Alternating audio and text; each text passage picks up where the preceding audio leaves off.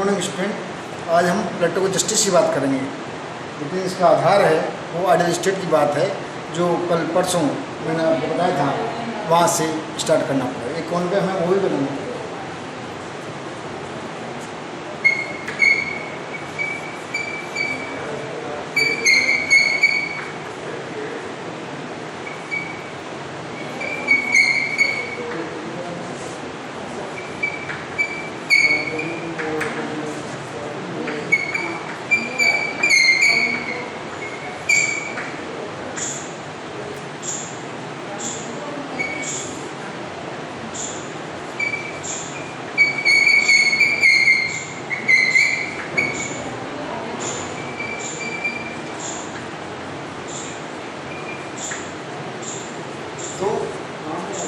तो प्लेटो को जस्टिस की बात करते हैं, उनमें सबसे पहले हम आइडियल स्टेट की बात मैं कल परसों बता चुका हूँ आपको। आज फिर से थोड़ी सी बात कर लेते हैं।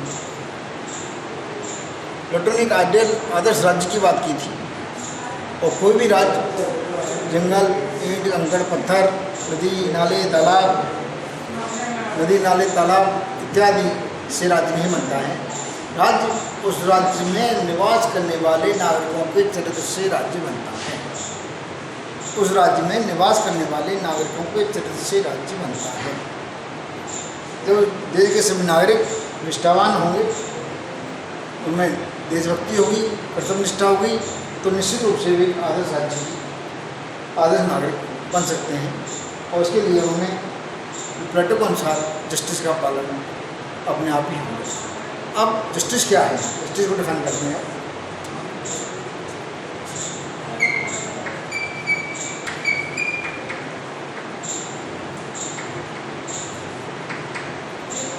जस्टिस क्या है?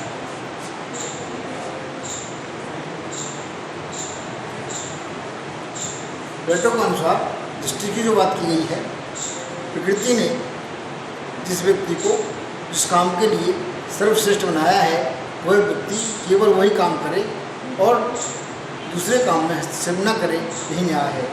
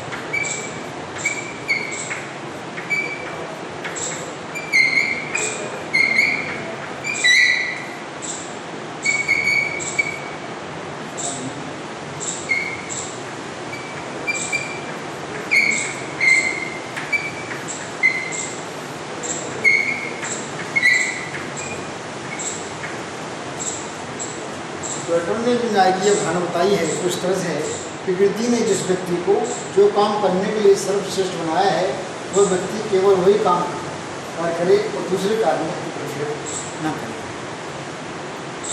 यहाँ पर अनेक विचारकों ने अन्य अन्य तरह से परिभाषित करने का प्रयास किया है। पोस्टर ने यह माना है, द स्टेशन द ड्यूटी की बात की है। अब हम जस्टिस की विशेषताओं के बारे में बात करते हैं।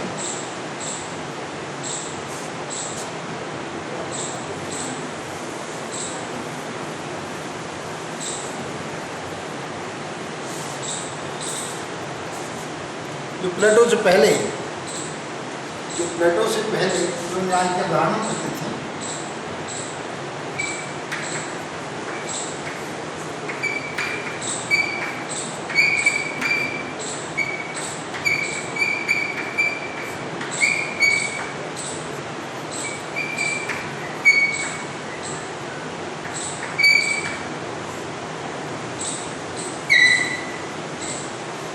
प्लेटो से पहले न्याय की जो अवधारणाएँ प्रचलित थी वो भी जान लेना आवश्यक है।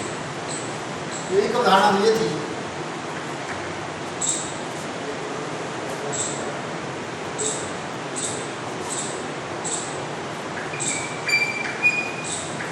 मित्र के साथ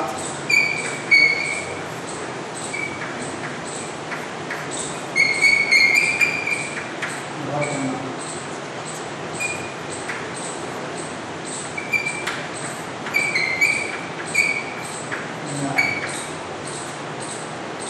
एक अवधारणा ये थी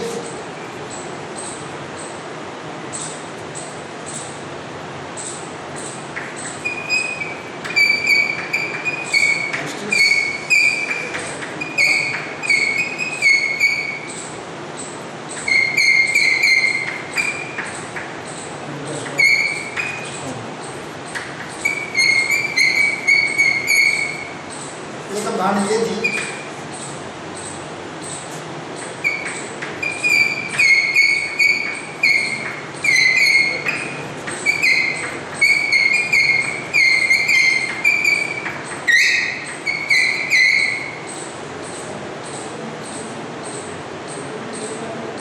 तो प्लेटो से पहले न्याय की 3 अवधारणा प्रचलित थी। पहले अवधारणा थी मित्र के साथ अच्छा व्यवहार करना और कर्ज चुकाना न्याय है। दूसरी अवधारणा थी justice is the interest of stronger, justice is the interest of stronger, जो शक्तिशाली है उसका हित ही न्याय है। और तीसरी जो अवधारणा प्रचलित थी वो थी justice is the child of fear, न्याय भय का शिशु है। इस तरह की 3 अवधारणाएँ, न्याय की 3 अवधारणाएँ प्लेटो से पहले प्रचलित थी। प्लेटो ने इन सभी तीनों अवधारणाओं को नकारा और उन्होंने ये माना जस्टिस वह है, जस्टिस प्रकृति ने जिस व्यक्ति को जिस काम के लिए सर्वश्रेष्ठ बनाया है वो व्यक्ति केवल वही काम करे और दूसरे काम में इंटरफेयर न करे, यह न्याय है। अब न्याय की विशेषता है।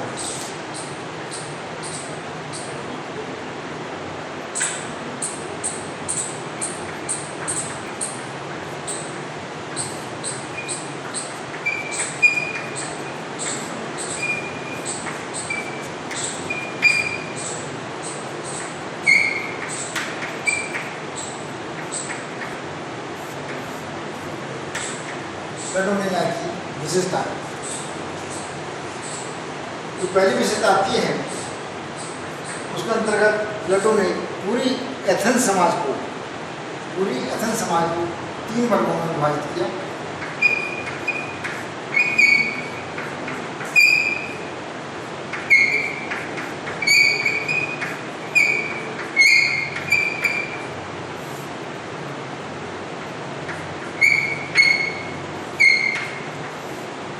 पूरी एथेंस समाज को 3 वर्गों में विभाजित किया। उसके अनुसार मानव समाज के 3 वर्ग होते हैं। पहला जो वर्ग माना हमने उत्पादक वर्ग माना,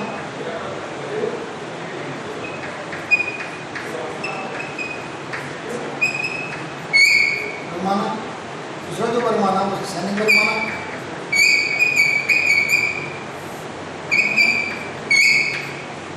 तीसरा जो वर्ग माना हमने वो शासक वर्ग माना।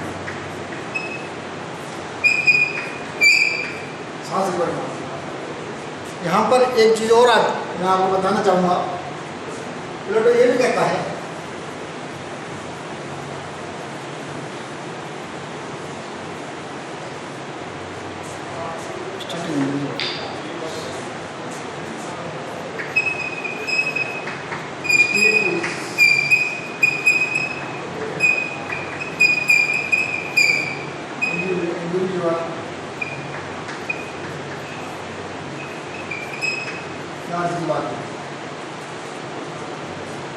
राज्य व्यक्ति का बृहद रूप है, ये भी मानता है। इस प्रकार राज्य में प्लेटो मानता है जिस प्रकार राज्य में 3 वर्ग होते हैं,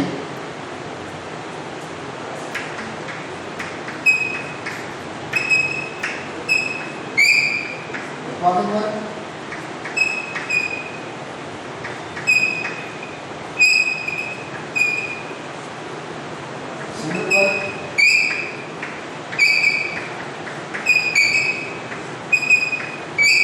शासक वर्ग जिस प्रकार राज्य में 3 वर्ग होते हैं उसी प्रकार 3 वर्ग समाज में भी होते हैं।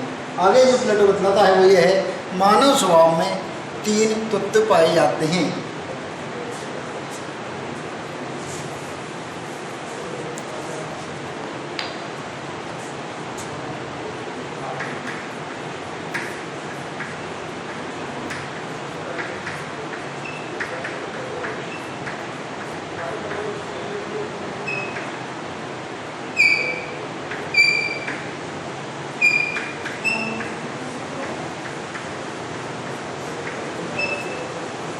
प्लेटो के अनुसार मानव स्वभाव में 3 गुण पाए जाते हैं। इनमें जो पहला गुण है वो है तृष्णा, लोभ, इच्छा,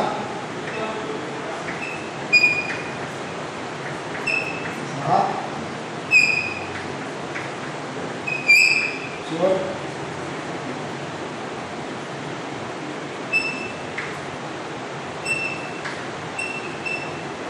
विवेक,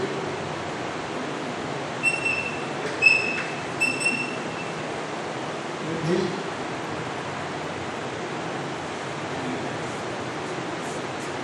मानव स्वभाव में 3 गुण पाए जाते हैं। किसी किताब में तृष्णा लिखा हुआ है, किसी में सुधा लिखा हुआ है, किसी में इच्छा लिखा हुआ है। इंग्लिश में एक शब्द है एपिटाइट।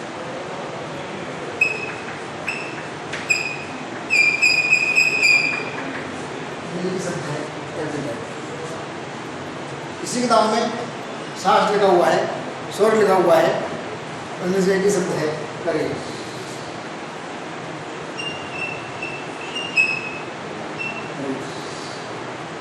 इसी किताब में किसी को विवेक लिखा हुआ है, कहीं बुद्धि लिखी हुई है, यहाँ पर एक शब्द आता है विजन, शब्द आता है।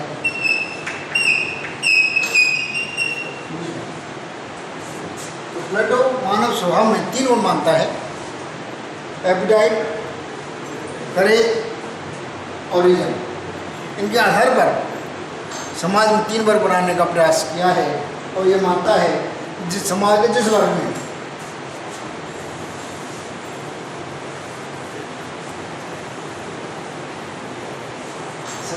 वर्ग में इच्छा गुण की प्रधानता है,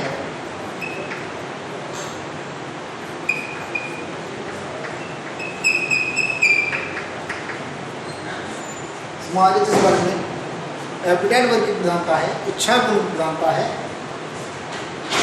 वह उत्पादक वर्ग हुआ। और समाज के जिस वर्ग में करेज की प्रधानता है,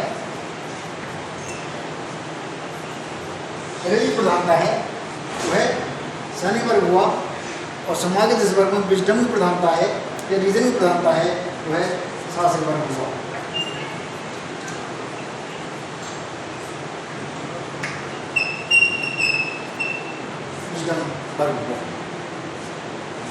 तो प्लेटो अपने तत्कालीन समाज में समाज और राज्य दोनों को एक ही मानता है।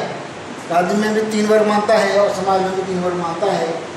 अगर हमें भारतीय परिदृश्य में देखने का प्रयास करें तो ये भारतीय परिदृश्य में 4 वर्ग आते हैं। जब हम प्लेटो के न्याय की बात करते हैं तो उत्पादक वर्ग का काम है वो है पूरे समाज के लिए अन्न उत्पन्न करना है। अन्न उत्पन्न करना, अपने लिए वो केवल 1/3 काम करेगा और दूसरों के लिए 2/3 काम करेगा। इसी तरह जो सैनिक वर्ग है, इसकी जो कार्य की जिम्मेदारी है वो आंतरिक और बाहरी शत्रुओं से समाज को बचाएगा और देश की सीमाओं की रक्षा करेगा। वह भी अपने लिए वर्किंग काम करेगा और दूसरे लिए वर्किंग काम करेगा। इसी तरह शासक वर्ग है वो पूरे राज्य पर समाज के लिए एक न्याय की स्थापना करने के लिए एक ऐसे वातावरण का निर्माण करेगा कि समाज में न्याय की स्थापना हो सके। वह एक वर्किंग का काम करेगा और दो वर्किंग समाज में काम करेगा। इस तरह से ये मानते हैं कि समाज का जो उत्पादक वर्ग है केवल वह अपना काम करेगा, क्योंकि प्रकृति ने उसे इच्छा गुण की प्रधानता है, उसमें तृष्णा गुण की प्रधानता है। तो वह प्रकृति ने जिस व्यक्ति को जिस काम के लिए सर्वश्रेष्ठ बनाया है वो व्यक्ति केवल वही काम करेगा और दूसरे काम में इंटरफेयर नहीं करेगा, निषेध नहीं करेगा। तो इसलिए उत्पादक वर्ग केवल अपना काम करेगा और वह पूरे समाज के लिए खाने के लिए अन्न उत्पन्न करने का कार्य करेगा, क्योंकि प्रकृति ने उसको इस कार्य के लिए सर्वश्रेष्ठ बनाया है। इसी प्रकार सैनिक वर्ग है वो केवल अपना काम करेगा, क्योंकि प्रकृति ने उसको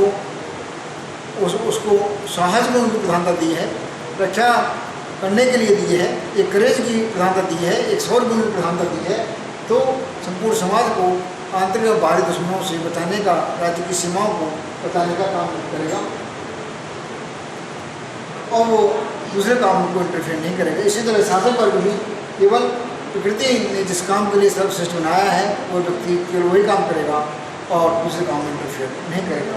अगर हम भारतीय प्रदेश की तरफ देखने का प्रयास करें, भारतीय प्राचीन भारतीय संस्कृति में 4 वर्ण बनाए गए हैं, वो कुछ इसी तरह से आते हैं।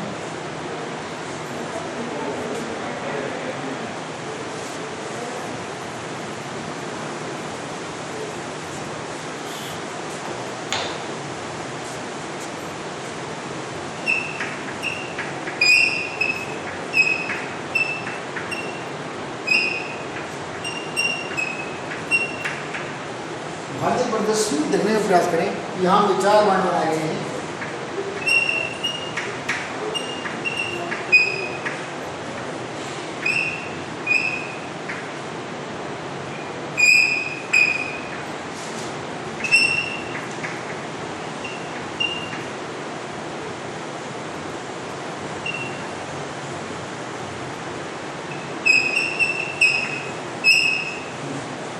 भारतीय प्रदेश में देखने का प्रयास करें तो प्राचीन भारतीय समाज में, प्राचीन भारतीय संस्कृति में 4 वर्ण बनाए गए हैं, ब्राह्मण, क्षत्रिय, वैश्य, शूद्र। यहाँ भी कुछ प्लेटो जैसा ही दिखाई दे रहा है।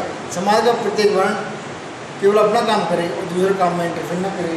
चाहे वो ब्राह्मण काम है तो ब्राह्मण वाले काम करे, क्षत्रिय काम है वो क्षत्रिय वाला काम करे, और वैश्य वाला काम है वैश्य वाला काम करे, और शुद्ध वाला काम है वो शुद्ध वाला भी काम करे। इस तरह से भारतीय प्रदेश में प्लेटो की 3 समान ही दिखाई देता है। जहाँ प्लेटो ने 3 वर्ग बनाए हैं अपने समाज के, वहीं पर भारतीय प्रदेश में 4 वर्ण बनाए गए हैं।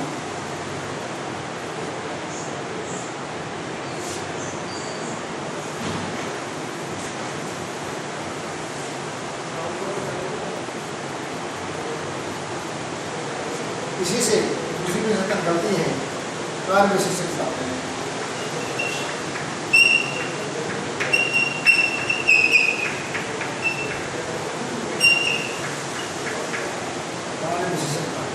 Let's not.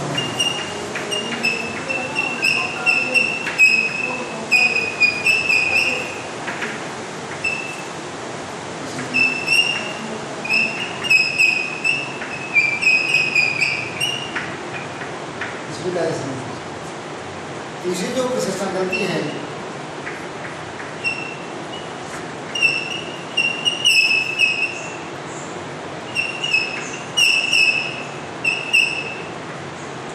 नॉन इंटरफेरेंस की।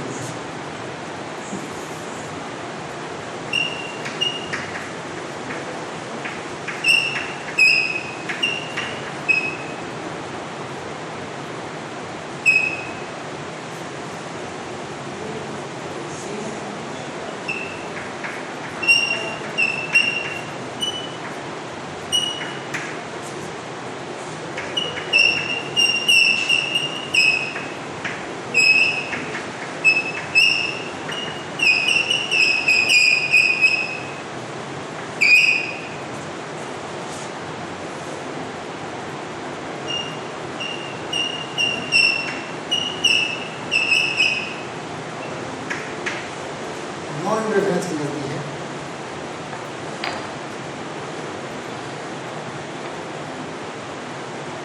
चौथी जो विशेषता है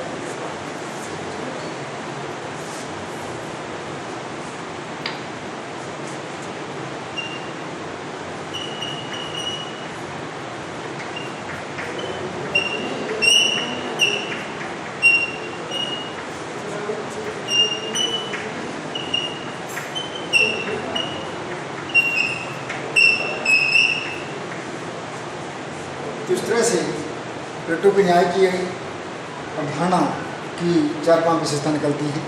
समाज 3 वर्गों में विभाजित करना, समाज को 3 वर्गों में विभाजित किया है और चित्रों को विभाजित करने के लिए उसने है।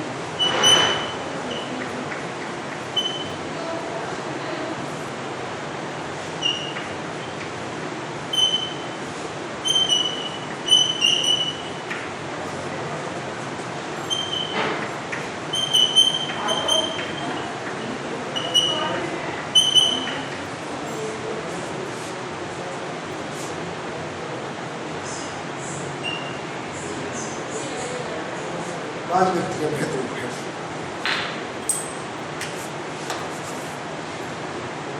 प्लेटो के न्याय की विशेषताओं में जो पहली विशेषता है, प्लेटो ने मानव समाज को 3 वर्गों में विभाजित किया। बालक वर्ग, सैनिक गुण, सैनिक वर्ग और शासक वर्ग। जिस व्यक्ति में जिस गुण की प्रधानता है, जिस व्यक्ति में जिस गुण की प्रधानता है वह व्यक्ति उसी वर्ग का सदस्य बनेगा। जैसे जिस व्यक्ति में इच्छा गुण की प्रधानता है तो उत्पादक वर्ग में शामिल होगा। जिस व्यक्ति में साहस गुण की प्रधानता है तो वो सैनिक वर्ग में शामिल होगा। जिस व्यक्ति में साहस विवेक की प्रधानता है तो शासक वर्ग में शामिल होगा। इनसे 2 विशेषताएं निकलती हैं, वह है कार्य की विशेषज्ञता। तो समाज को प्लेटो के अनुसार न्याय की अवधारणा दी गई है। न्याय उसके अनुसार समाज का प्रत्येक व्यक्ति केवल वही काम करेगा जिस काम के लिए प्रकृति ने उसे सर्वश्रेष्ठ बनाया है और दूसरे काम में इसके नहीं करेगा। इसलिए इसमें लाइसेंस ऑफ फंक्शन का सिद्धांत निकलता है, कार्य विशेषज्ञता का सिद्धांत निकलता है। इसी तरह हस्तक्षेप का सिद्धांत निकलता है, डॉक्ट्रिन ऑफ नॉन इंटरफेरेंस का सिद्धांत निकलता है। वह व्यक्ति किसी दूसरे काम में इंटरफेयर नहीं करेगा और ये संपूर्ण समाज पर लागू होता है। नंबर 5, न्याय की जो धारणा है, प्लेटो के न्याय की सिद्धांत है, वो प्लेटो के आदर्श राज्य की आधारशिला है। आदर्श राज्य के लिए आदर्श नागरिकता ही बनेगा जो समाज का प्रत्येक व्यक्ति न्याय के सिद्धांत का पालन करेगा। इसलिए न्याय आदर्श राज्य की आदर्शिला मानी जा सकती है। अंत में राज्य व्यक्ति का वृहद रूप मान सकते हो। जिस प्रकार व्यक्ति में 3 गुण मौजूद होते हैं, इस प्रकार व्यक्ति में 3 गुण मौजूद होते हैं।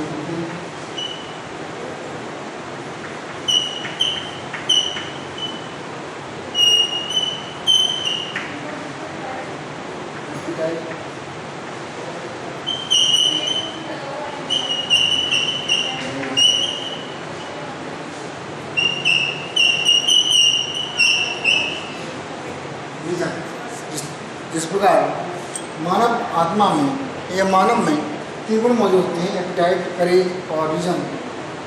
इनके आधार पर राज्य में समाज को 3 वर्गों में विभाजित किया गया है। इसलिए ये मानते हैं राज्य व्यक्ति का वृहद रूप है। जो गुण व्यक्ति की आत्मा में हैं, 3 गुण मौजूद हैं, व्यक्ति में 3 गुण मौजूद हैं, 3 विशेषता हैं। उन गुणों के आधार पर राज्य में समाज का वर्गीकरण किया गया है, समाज का विभाजन किया गया है। धन्यवाद स्टूडेंट। आज हम यहीं बंद करते हैं, यहीं समाप्त करते हैं, विराम लेते हैं। आगे कल और कुछ प्लेटो की न्याय की जो आलोचना है उसके बारे में भी हम बात करेंगे। धन्यवाद।